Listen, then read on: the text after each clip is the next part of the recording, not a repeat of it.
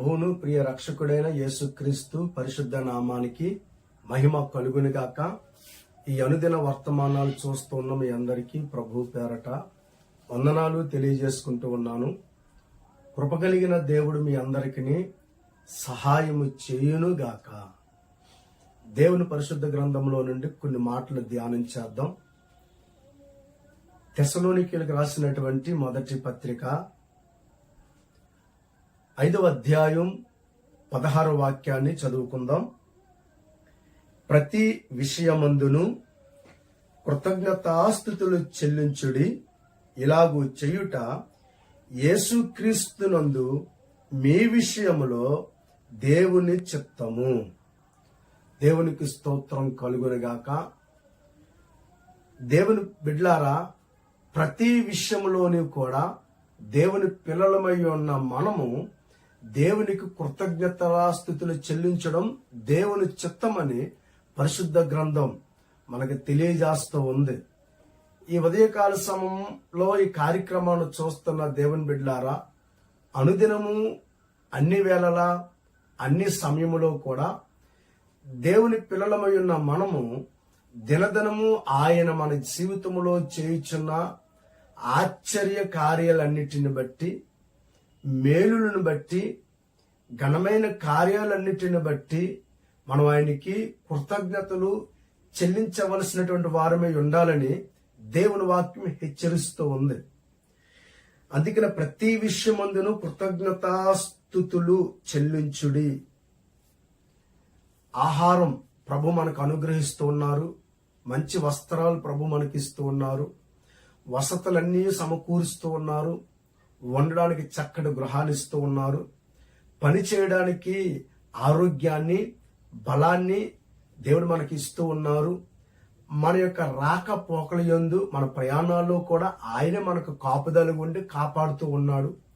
ఇలా చెప్పుకుంటూ వెళ్తే ఉదయం లేచింది మొదలుకొని మరలా రాత్రి పడుకునేంత వరకు రాత్రంతయు కూడా దేవాది దేవుడు కనుపాప వలె మనల్ని కాపాడుతూ అనుదినము అనుక్షణము మన ఎడల తన కృపను కనుపరుచుచు మన జీవితంలో ఏ లోటు రాకుండగా చక్కగా మన పట్ల కృపను అనుగ్రహిస్తున్న దేవాది దేవునికి ప్రతి దినము కూడా దేవుని పిల్లలమై ఉన్న మనము ఆయనకు స్తుతులు కృతజ్ఞతలు ఆరోపించవలసినటువంటి వారమై ఉండాలి.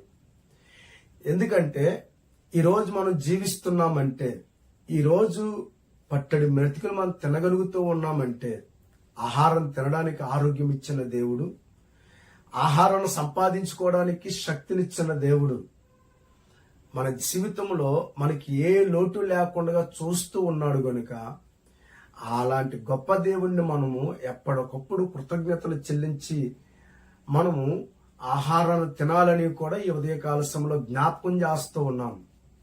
అనగా మన ప్రయాణాల్లోని, చేతి పనుల్లోని అన్ని విషయాల్లో కూడా క్షేమాన్ని, భద్రతను ఇస్తూ ఉన్న దేవునికి ఎల్లవేళలా కృతజ్ఞతలు చెల్లించాలి. అది దేవుని చిత్తం. దేవుడు మన ఎడల చేస్తున్న ప్రతి మేలుకు మనం ఆయనకు కృతజ్ఞతలు చెల్లించడం అది దేవుని పిల్లలంగా మనం నేర్చుకోవలసింది. వాక్యం సెలవిస్తూ ఉంది కదా దేవుని చిత్తమని. కనుక మనకి ఎవరైనా ఒక గ్లాస్ మంచినీళ్ళు ఇస్తే థ్యాంక్స్ అండి అని చెప్తాం. లేదా ఒక పర్లాంగు దూరం ఎవరైనా మనల్ని బండి మీద ఎక్కించుకుని తీసుకుని వెళ్తే దిగినప్పుడు థ్యాంక్స్ అని చెప్తాం. లేదా ఏదైనా మనకు సహాయం కావలసినప్పుడు పరాయి వ్యక్తి వచ్చి మనకు సహాయం చేసినప్పుడు థ్యాంక్స్ అని చెప్తాం. మన స్నేహితులే మనకి ఏదైనా అవసరత కలిగినప్పుడు వెంటనే వారు ఆదుకున్నప్పుడు రే థ్యాంక్స్ రా అని మనం థ్యాంక్స్ చెప్తాం. అంటే కృతజ్ఞతలు తెలియజేస్తాం. మరి స్వల్పమైన అల్పమైన విషయాలకి అంత కృతజ్ఞత మనం కలిగి ఉంటే మన దైనందిన జీవితాల్లో అనేకమైనటువంటి మేలులు ప్రత్యక్షంగాను పరోక్షంగాను కూడా అనేకమైన మేలులు చేస్తున్న దేవునికి మరింత కృతజ్ఞతలు చెల్లించవలసినటువంటి వారమై ఉన్నాము అన్నది ఈ ఉదయకాల సమయంలో దేవుని పిల్లలంగా మనం అర్థం చేసుకోవాలి, జ్ఞాపకం చేసుకోవాలి. ఆయన స్తుతులకు యోగ్యుడు. మన ఎడల చేయించిన ప్రతి మేలుని బట్టి మనం ఆయనను స్తుతించవలసినటువంటి వారమై ఉన్నాము. మనం ఆయనకు కృతజ్ఞతలు చెల్లించవలసినటువంటి వారమై ఉన్నాము. దేవుని బిడ్డలారా, కొన్ని మాటలు జ్ఞాపకం చేయాలని ఆశపడుతున్నాను. ప్రాముఖ్యంగా ఎందుకు ఆయనకు కృతజ్ఞతలు చెల్లించాలి అంటే, ముఖ్యమైన విషయాల్లో ఒకటి, బానిసత్వము నుండి మనలను విడిపించాడు గనుక. ఒకప్పుడు అపవాది యొక్క కబంధ హస్తాల క్రింద నలుగుపోతున్న మనలను కృపగలిగిన దేవుడు తన స్వరక్తమిచ్చి మనల్ని ఈ యొక్క బానిసత్వములో నుండి విడిపించాడు. బానిసత్వములో నలుగుపోతూ ఉన్నాం. బానిసత్వములో మన జీవితాలకి ఇక ఆశ లేవనుకుంటున్న సందర్భంలో దేవుడే రక్షకునిగా నీ దగ్గరకు వచ్చి నిన్ను రక్షించి ఆ బానిస సంఖ్యలలో నుండి, ఆ బానిస బ్రతుకుల్లో నుండి నేను విడిపించి స్వేచ్ఛని, సమాధానాన్ని అనుగ్రహించాడు కనుక ఈరోజు మనం సమాధాన స్థితి కలిగి ఏది చేయాలి ఏది చేయకూడదో విచక్షణా జ్ఞానం కలిగి స్వేచ్ఛగా ప్రభువును ఆరాధిస్తూ మరి ముందుకు వెళుతూ ఉన్నామంటే దానికి గల కారణం సర్వ కృపానిధివగు తండ్రి బానిస సంఖ్యలన్నిటిలో నుండి మనల్ని విడిపించి బానిసత్వాన్ని తొలగించి మనకి స్వేచ్ఛనిచ్చి ఆయన కుమారునిగాను ఆయన కుమార్తెగాను మనల్ని స్వీకరించాడు కనుక దాన్ని బట్టి మనం ఆయనకు కృతజ్ఞతలు చెల్లించవలసినటువంటి వారమై ఉన్నాము. 107వ కీర్తన 2వ వాక్యం మనం చదువుకున్నట్లయితే, యెహోవా విమోచించిన వారు ఆ మాట పలుకుదురుగాక. ఏ మాట? యెహోవా దయాళుడు అని, ఆయనకు కృతజ్ఞతాస్తుతులు చెల్లించాలి అని, ఆయన కృప మా ఎడల నిత్యము నిలిచేదని.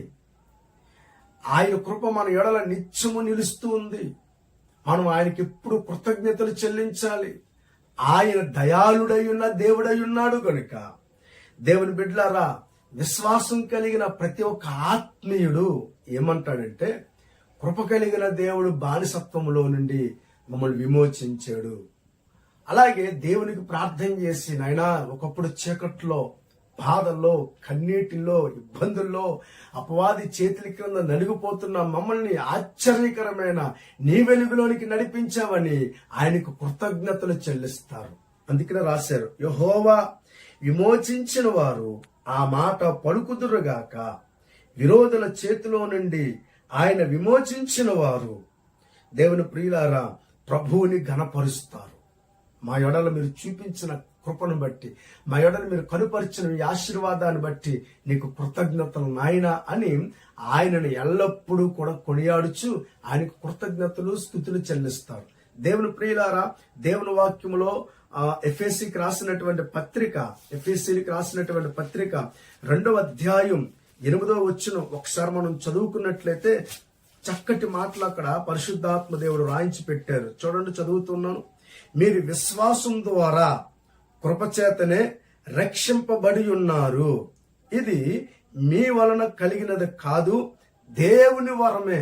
చూసారా, కృపను బట్టి కేవలం దేవుడు మన ఎడల కృప చూపించాడు.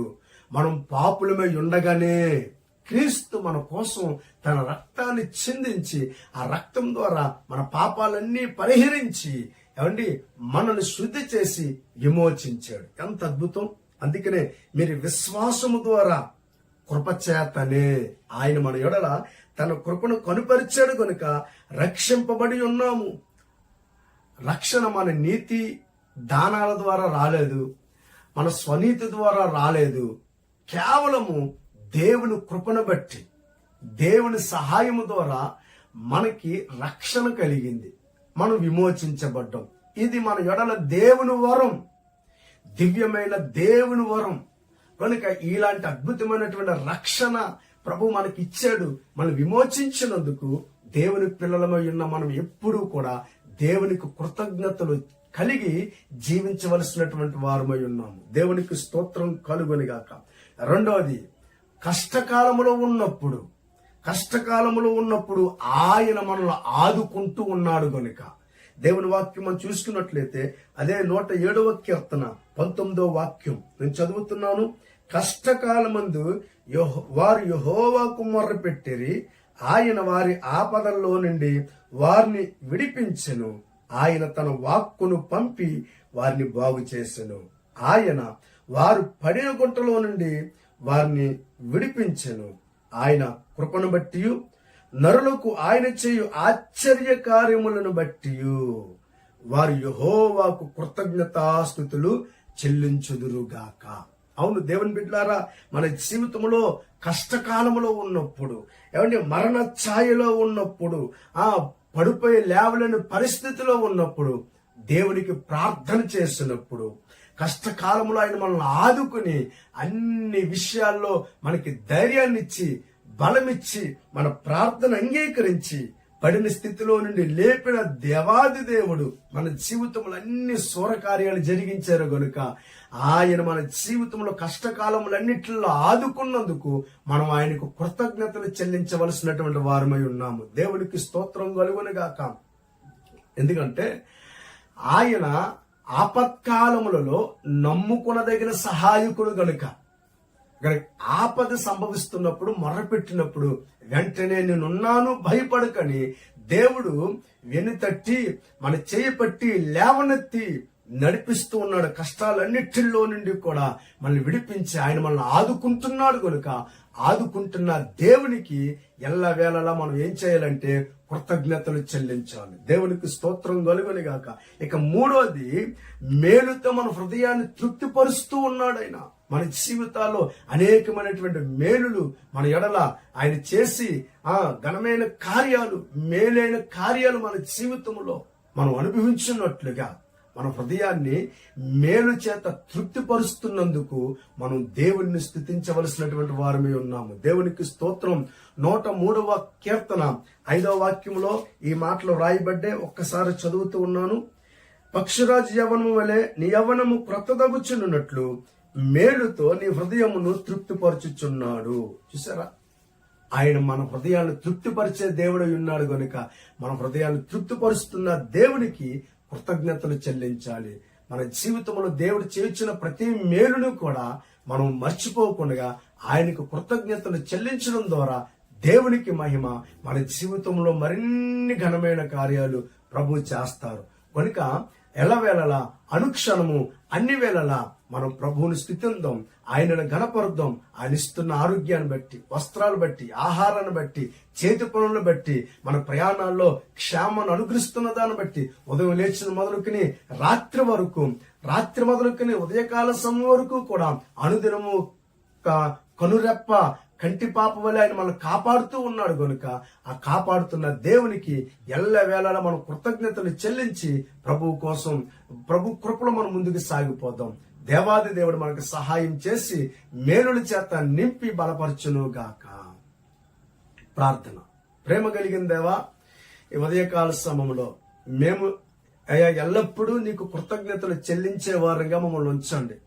కృతజ్ఞతాస్తుతులు చెల్లించుట యేసుక్రీస్తునందు అది దేవుని చిత్తమని మీరు మాతో మాట్లాడారు కనుక మా బానిసత్వములో నుండి, కష్టకాలములో నుండి అయ్యా మీరు మమ్మల్ని తప్పించినందుకు మేము ఎల్లప్పుడూ కృతజ్ఞతలు కలిగి జీవించవలసినటువంటి వారమే ఉన్నాము గనుక మేలుల చేత మా హృదయాన్ని అనుదినము తృప్తిపరుస్తున్నందుకు ఎల్లవేళలా నీకు కృతజ్ఞతలు చెల్లిస్తూ ముందుకు సాగిపోయే కృప మాకు ఒక్కొక్కరికి ప్రసాదించమని వేడుకుంటూ యేసు నామము ద్వారా ప్రార్థన అడిగి వేడుకొనుచున్నాము తండ్రి. ఆమేన్. ఈ ఉదయకాల సమయంలో దేవుడు కృపల చేత మనల్ని అందరినీ తృప్తిపరచునుగాక. ఆమేన్.